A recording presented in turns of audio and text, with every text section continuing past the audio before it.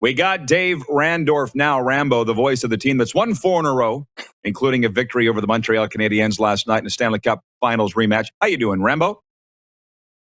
I'm doing good. I wasn't having technical issues. Your link was having technical issues. But we got it all sorted, Ooh. and we're good. There's a I've lot been of that working going diligently for around. about 15 minutes. Yeah, you better talk to your IT department. But here we are, and I'm thrilled to be here with you, Rod. By the way, can you give me a quick summary? I follow along with you on social media.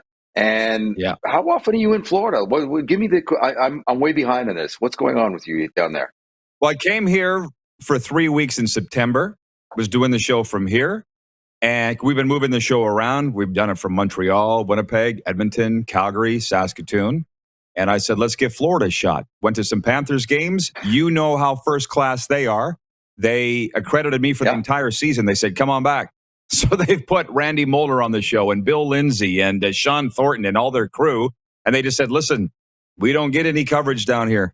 So anything you can do for us, we're here for you. And the Dolphins were unbelievable as well. So I said, I'm going to come back and do the show. End of story. And That's great. Clearly, That's Dave, good. You can attest what a wonderful state it is. Now that I live there, I'm a Florida resident. Yes. When we as Canadians see news stories on CNN or some American news channel out of Florida, it is usually some crazy, wild, unimaginable scene. And there is certainly, that contingent in certain parts of Florida. But where you are, South Florida is gorgeous. I like to think where I live in Tampa Bay now is beautiful. So, yes, until you actually get there and get to know the people and enjoy the weather, you don't really get it until you're actually there. So I'm all for it, and I'm fine with it. Rambo, nobody understands the hockey fans in this state. Even the teams will tell you, small compared to other centers north of here, but very rabid, very passionate. You've been the voice of the Lightning long enough to understand that, right? Maybe we should talk about that. They love the hockey, and that group is growing. Well, first of all, where you are, I'm really happy to see the Florida Panthers doing as well as they are. And for those who aren't paying attention, they are easily one of the best top 2-3 teams in the NHL right now.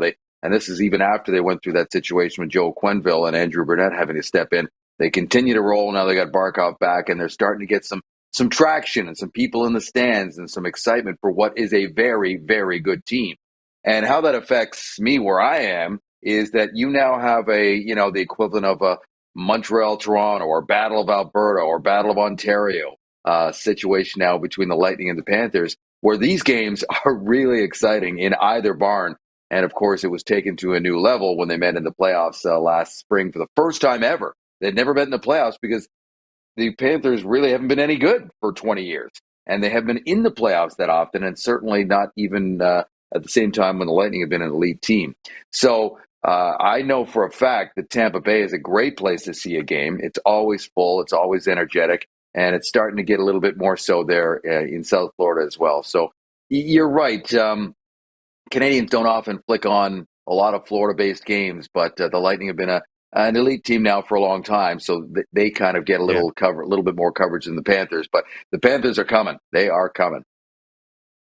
Well, speaking of crowds, I watched the game in Montreal last night, and it was like, was there social distancing going on? I mean, whether the Habs are good or bad, the place is always full. That's what we love about the Montreal Canadiens, 21,000 plus. What was the deal last night? Is there still restricted seating, or what was the deal?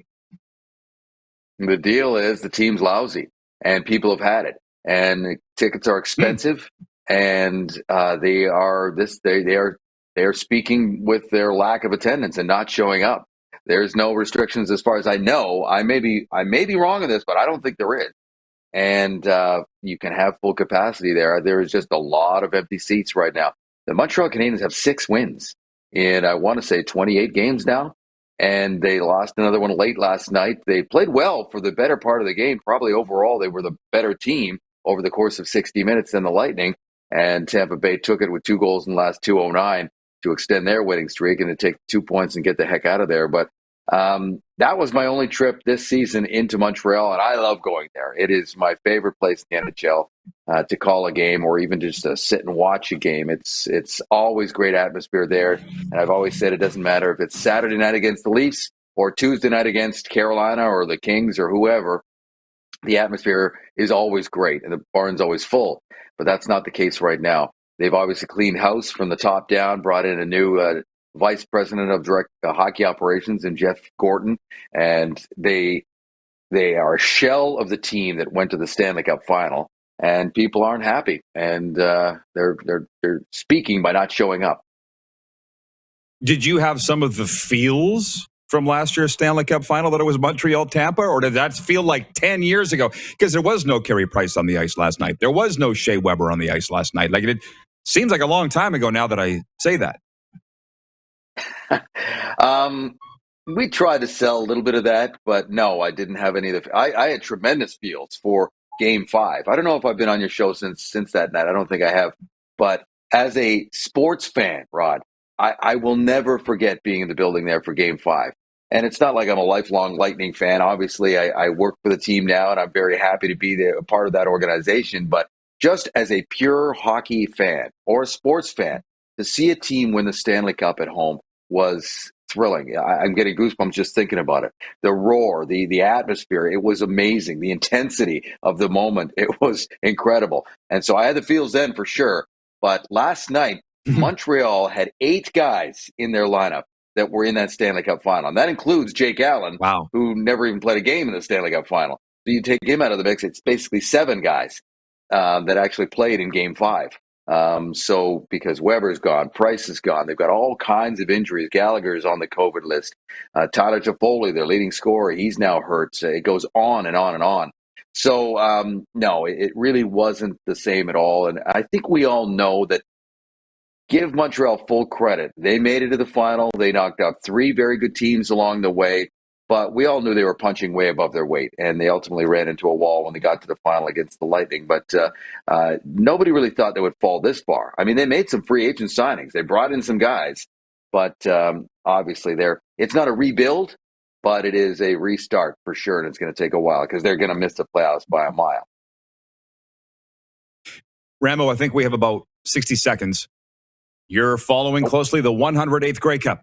Winnipeg-Hamilton in the hammer. Your thoughts on the matchup in the game? Well, I have watched a fair amount of games this year. ESPN Plus carries them all, as you know, and so I've watched a fair amount of what I can. And listen, I love the idea of a home team winning a Grey Cup, and I love Orlando Steinhauer and what he has done, much like his former teammate, Mike O'Shea. 2 very good players who've become very good coaches. But I mean, listen, Winnipeg is just the best team by a long shot in the Canadian Football League, even with the lost season of last year.